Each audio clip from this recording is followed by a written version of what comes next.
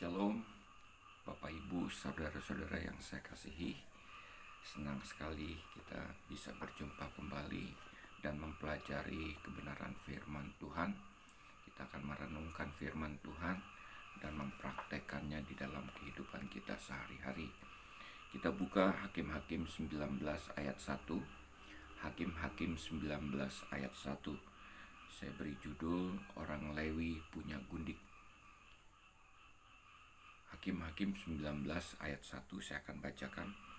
Terjadilah pada zaman itu ketika tidak ada raja di Israel, bahwa di balik pegunungan Efraim ada seorang Lewi tinggal sebagai pendatang. Ia mengambil seorang gudik dari Bethlehem, Yehuda.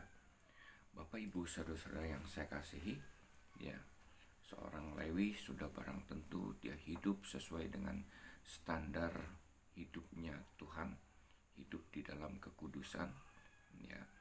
Oleh karena apa? Oleh karena seorang Lewi adalah imam, yang dipilih oleh Tuhan. Suku Lewi adalah suku dari 12 suku Israel dan dipilih Tuhan untuk menjadi imam. Sudah barang tentu kehidupannya harus kehidupan yang lebih tinggi standar kekudusannya, kebenarannya dibandingkan suku-suku yang lain, orang-orang yang lain. Tetapi apa yang terjadi pada zaman hakim-hakim, di mana terjadi dikatakan di sini tidak ada raja di Israel, tidak ada pemimpin, sehingga apa? Sehingga orang mau melakukan apa saja di dalam kehidupannya, bisa melakukan apa saja sekehendaknya. Termasuk juga seorang Lewi, dia mengambil seorang gundik, bukan karena tuntutan untuk melakukan ibadah, ritual, keagamaan, tetapi semata-mata hanya untuk kepuasan hasrat seksual saja. Kenapa hal ini terjadi? Karena dikatakan di dalam Hakim-Hakim 21 ayat 25, ayat yang terakhir dari kitab Hakim-Hakim ini, Hakim-Hakim 21 ayat 25, saya akan bacakan. Pada zaman itu tidak ada raja di antara orang Israel. Setiap orang berbuat apa yang benar menurut pandangannya sendiri. Yang pertama dikatakan pada zaman hakim-hakim tidak ada raja, tidak ada pemimpin. Maka pada saat itu Tuhan munculkan, lahirkan seorang hakim.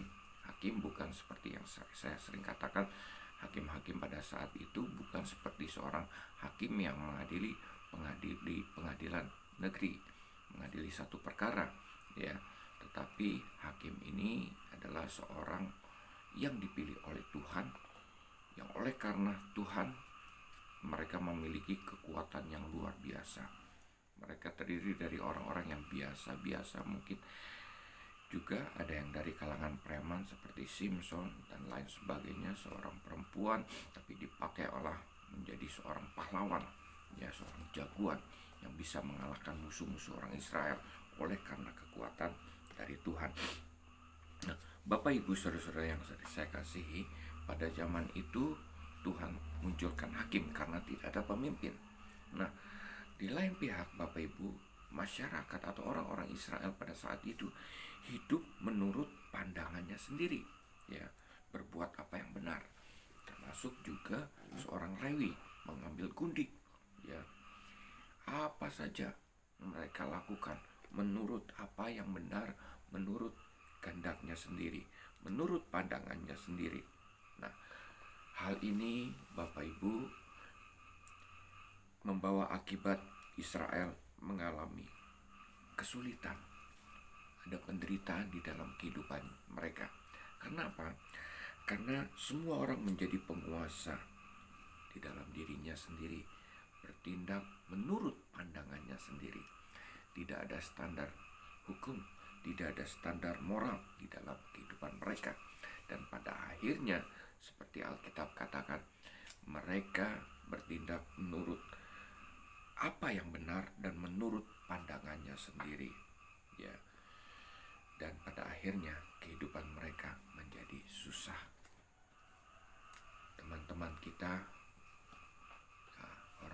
Muslim, ya, mereka berhasrat untuk membuat perda-perda yang bersifat syariah agama. Karena menurut mereka, masyarakat kita adalah masyarakat yang jauh hidupnya dari standar moral agama mereka. Ya, masyarakat kita hidup menurut kebenarannya sendiri. Nah, untuk supaya mengikat mereka, membatasi masyarakat di sini, maka apa yang terjadi? Kita harus buat perda yang berdasarkan syariah menurut agama mereka. Itu pendapat mereka. Sah-sah saja kalau seandainya mereka memimpin negara ini, maka kemungkinan perda-perda seperti itu, peraturan-peraturan yang berdasarkan syariah, ya, mereka masukkan. Tetapi apa yang terjadi Bapak Ibu sekarang ini? Kita tidak seperti pada zamannya hakim-hakim, ya, di mana tidak ada raja. Di sini ada penguasa, Bapak Ibu. Ada pemerintahan, ada presiden, gubernur, bupati, camat, dan lain sebagainya. Sudah barang tentu penguasa-penguasa tersebut adalah datangnya dari Tuhan, atas izin Tuhan, anugerah Tuhan. Kita diberikan penguasa, seorang presiden, gubernur, dan lain sebagainya, ya. Nah, Bapak Ibu, permasalahannya adalah bahwa kehidupan orang-orang pada saat ini, masyarakat kita hidup menurut pandangannya sendiri, hidup menurut apa yang benar di mata mereka. Mereka sesuka-sukanya. Tidak ada, sepertinya seolah-olah tidak ada standar moral, tidak ada hukum yang mengikat mereka. Ini yang membuat masyarakat menjadi chaos, Bapak Ibu, menjadi seperti sekarang ini, ya. Sudah barang tentu tidak seperti pada zaman hakim-hakim, ya. Tetapi kalau kita menginginkan masyarakat yang hidup menurut standar hukum, moral, dan lain sebagainya, Bapak Ibu, seperti di luar negeri, ya, mereka hidup disiplin, mereka mau ngantri dan lain sebagainya, katakanlah tidak jauh-jauh seperti negara tetangga kita. Nah, apa yang harus kita lakukan?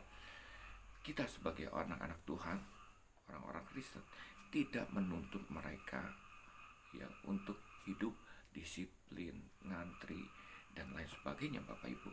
Kitalah yang orang percaya hidup menurut apa yang Tuhan inginkan di dalam kehidupan kita.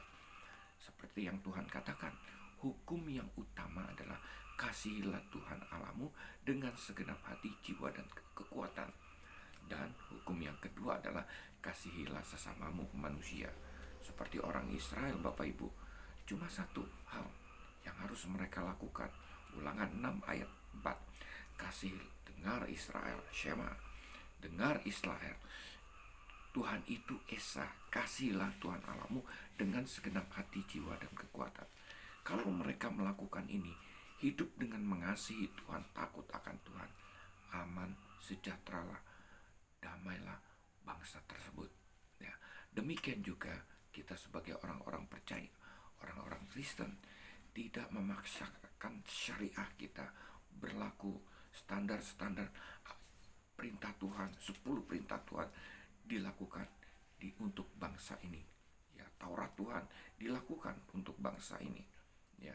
Kita memaksakan supaya peraturan-peraturan daerah, peraturan-peraturan lainnya ada syariah Kristen. Yang harus kita lakukan adalah setiap orang percaya, orang-orang Kristen, lakukan hukum yang utama. Matius 22 ayat 37. Kasihlah Tuhan Allahmu dengan segenap hati, jiwa, dan kekuatan. Dan yang kedua, kasihlah sesamamu manusia seperti dirimu sendiri. Bapak Ibu, saudara-saudara yang saya kasihi, kalau kita lakukan ini, percayalah, tidak terjadi seperti pada zaman hakim-hakim, di mana imam mempunyai gundik. Kita akan menjadi berkat untuk orang lain, dan bangsa ini akan mengalami transformasi karena kita orang-orang percaya, orang-orang Kristen, hidup sesuai dengan apa yang Tuhan inginkan, mengasihi Tuhan dengan segenap hati, jiwa, dan kekuatan, dan mengasihi sesama kita seperti diri kita sendiri. Tuhan memberkati. Shalom.